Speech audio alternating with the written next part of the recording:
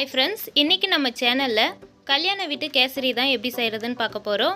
கல்யாணத்துல சாப்பிட்ற அதே டேஸ்ட்ல ஒரு சாஃப்டான கேசரி தான் எப்படி செய்யறதுன்னு பார்க்க போறோம். நம்ம என்னதான் வீட்ல கேசரி செஞ்சாலும் நல்லா ஆறுனதுக்கு அப்புறமா அந்த கேசரி வந்து ஹார்டா இருக்கிற மாதிரி இருக்கும். ஆனா நம்ம கல்யாணத்துல எல்லாம் சாப்பிட்ற கேசரி வந்து ரொம்ப ஆறுனதுக்கு அப்புறமா கூட ரொம்பவே சாஃப்டா இருக்கும். அதே மாதிரி சாஃப்டா வீட்லயே எப்படி கல்யாண வீட்டு கேசரி செய்யறதுன்னு வீடியோக்குள்ள போயிட்டு பார்க்கலாம் வாங்க. வீடியோவை ஸ்கிப் பண்ணாம கடைசி வரைக்கும் பாருங்க. ஃபர்ஸ்ட் இந்த கேசரி செய்யறதுக்கு ஸ்டவ் ஆன் பண்ணிட்டு ஒரு பேன் வச்சுக்கோங்க. அதுல 2 டேபிள் ஸ்பூன் அளவுக்கு நெய் சேர்த்துக்கோங்க.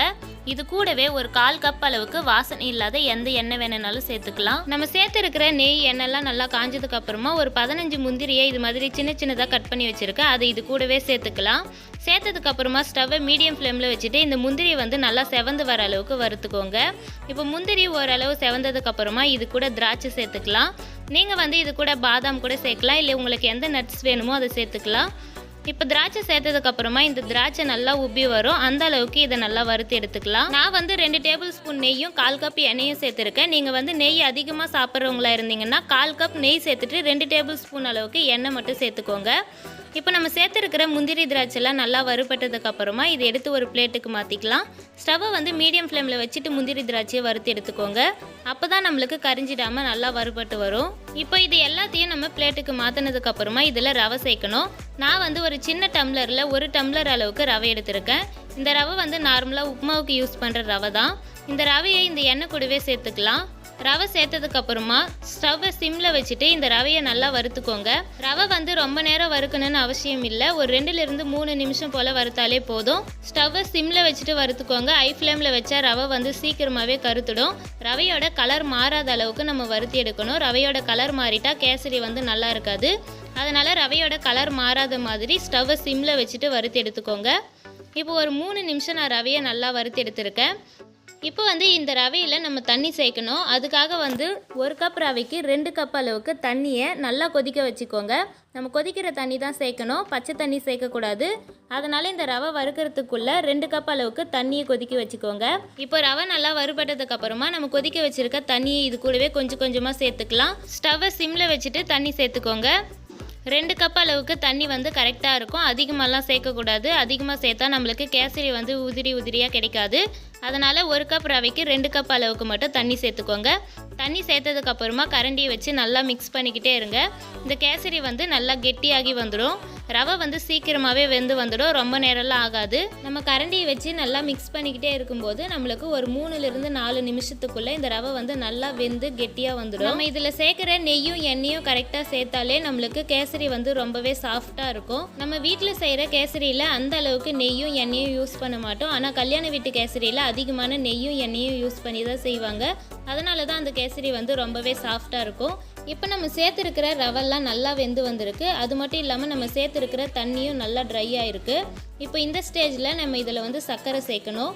நான் வந்து 1 கப் அளவுக்கு ரவை எடுத்திருக்கேன். அந்த 1 கப் ரவைக்கு 1/2 கப் அளவுக்கு சர்க்கரை சேர்க்குறேன். நீங்கள் வந்து சுகர் கம்மியாக சாப்பிட்றவங்களா இருந்தீங்கன்னா 1 கப் அளவுக்கு இல்லை 1/4 கப் அளவுக்கு சர்க்கரை சேர்த்துக்கோங்க. இனிப்பு அதிகமாக வேணுன்றவங்க 1/2 கப் அளவுக்கு சர்க்கரை சேர்த்துக்கோங்க. சர்க்கரை சேர்த்ததுக்கு அப்புறமா கரண்டியை வச்சு நல்லா மிக்ஸ் பண்ணி விடுங்க. நம்ம சேர்த்துருக்கிற சர்க்கரைலாம் நல்லா கரையணும். நம்ம சேர்த்துருக்கிற சர்க்கரைலாம் நல்லா கரைஞ்சி திரும்பவும் தண்ணி மாதிரி இருக்கும் இந்த ரவை. அந்த அளவுக்கு இந்த சர்க்கரை வந்து நல்லா கரைஞ்சி வரணும். ஸ்டவ்வை மீடியம் ஃப்ளேமில் வச்சுட்டு நம்ம இது மாதிரி மிக்ஸ் பண்ணிக்கிட்டே இருக்கும்போது நம்மளுக்கு அந்த சர்க்கரைலாம் நல்லா சூப்பராக கரைஞ்சி வந்துடும். இப்போ பாருங்கள், திருப்பியும் நம்மளுக்கு தண்ணியாக இருக்கிற மாதிரி இருக்குல்ல. நம்ம இதை மிக்ஸ் பண்ணிக்கிட்டே இருக்கும்போது நம்மளுக்கு கேசரி வந்து கரெக்டான பதத்தில் வந்துடும். அதே மாதிரி நம்ம ரவையை மிக்ஸ் பண்ணும்போது கட்டிகள் இல்லாத மாதிரி நல்லா மிக்ஸ் பண்ணிக்கிட்டே இருக்கணும். சர்க்கரை சேர்த்து நல்லா மிக்ஸ் பண்ணதுக்கு அப்புறமா இதில் வாசனைக்காக ஏலக்காய் சேர்க்கணும். நான் வந்து 3 ஏலக்காவை நல்லா இடிச்சிட்டு இது கூட சேர்த்துக்கிறேன். இது கூடவே கொஞ்சமாக ஃபுட் கலர் சேர்த்துக்கலாம். நான் வந்து மஞ்சள் கலர் ஃபுட் கலர் தான் எடுத்திருக்கேன். உங்களுக்கு எந்த கலரில் கேசரி வேணுமோ அந்த கலர் ஃபுட் கலர் சேர்த்துக்கோங்க.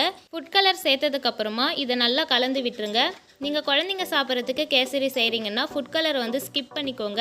நீங்கள் நார்மலாக இந்த ஃபுட் கலர் சேர்க்காம கேசரி செஞ்சாலும் இந்த டேஸ்ட் வந்து மாறாது. அதனால் குழந்தைங்களுக்காக செய்கிறவங்க ஃபுட் கலரை ஸ்கிப் பண்ணிவிட்டு செஞ்சுக்கோங்க. இப்போ நம்மளோட கேசரி வந்து ஓரளவுக்கு கெட்டியாயிடுச்சு.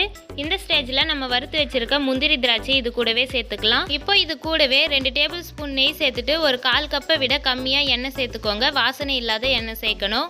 நீங்கள் வந்து நெய்லியே ஃபுல்லாக செய்கிறதுனாலும் செய்யலாம். இப்போ எல்லாத்தையும் சேர்த்ததுக்கு அப்புறமா நல்லா மிக்ஸ் பண்ணி விடுங்க. நம்ம சேர்த்து இருக்கிற நெய், எண்ணெய், முந்திரி, திராட்சை எல்லாமே இந்த ரவையோட நல்லா மிக்ஸ் ஆகி வர அளவுக்கு மிக்ஸ் பண்ணணும். என்னதான் இப்போ புது புது ஸ்வீட்லாம் வந்தால் கூட ஒரு விசேஷம்னாலே நம்மளுக்கு ஞாபகம் வர்றது இந்த கேசரி தான். அப்படி ஒரு ஃபேமஸான கேசரியை நல்லா டேஸ்டியாகவும் சாஃப்டாகவும் வீட்லேயே செஞ்சு கொடுத்தா யாரு தான் வேணான்னு சொல்லுவாங்க சொல்லுங்கள். கண்டிப்பாக இந்த கேசரி ரெசிபியை ட்ரை பண்ணி பாருங்கள். எல்லாருமே நல்லா விரும்பி சாப்பிடுவாங்க. நீங்கள் தான் செஞ்சீங்கன்னு சொன்னால் யாருமே நம்ப மாட்டாங்க. அந்த அளவுக்கு பர்ஃபெக்டாக கல்யாண வீட்டு ஸ்டைல்லேயே இந்த கேசரி இருக்கும். எல்லாத்தையும் நல்லா மிக்ஸ் பண்ணதுக்கப்புறமா பிளேட் போட்டு மூடிட்டு ஒரு 2-3 நிமிஷம் அப்படியே விட்டுருங்க. இப்போ 3 நிமிஷம் கழித்து ஓப்பன் பண்ணி பார்த்தீங்கன்னா கேசரி வந்து நல்லா வெந்து வந்திருக்கும். அது மட்டும் இல்லாமல் ரொம்பவே சாஃப்டாக இருக்குது பார்த்தீங்களா. அவ்வளோதான், நம்ம டேஸ்டியான கல்யாண வீட்டு கேசரி சூப்பராக ரெடி ஆகிடுச்சு. கண்டிப்பாக இந்த ரெசிபியை உங்கள் வீட்டில் ட்ரை பண்ணி பாருங்கள். ட்ரை பண்ணி பார்த்துட்டு எப்படி இருக்குன்னு மறக்காமல் கமெண்ட் பாக்ஸில் கமெண்ட் பண்ணுங்கள். இந்த வீடியோ பிடிச்சிருந்தா நம்ம சேனலை சப்ஸ்கிரைப் பண்ணிக்கோங்க. உங்களோட ஃப்ரெண்ட்ஸ் அண்ட் ஃபேமிலியில் யாராச்சும் கல்யாண வீட்டு கேசரி சாப்பிடணுன்னு ரொம்பவே ஆசையாக இருக்காங்களா, அப்போது அவங்களுக்கு இந்த வீடியோவை ஷேர் பண்ணி விடுங்க. தேங்க்யூ.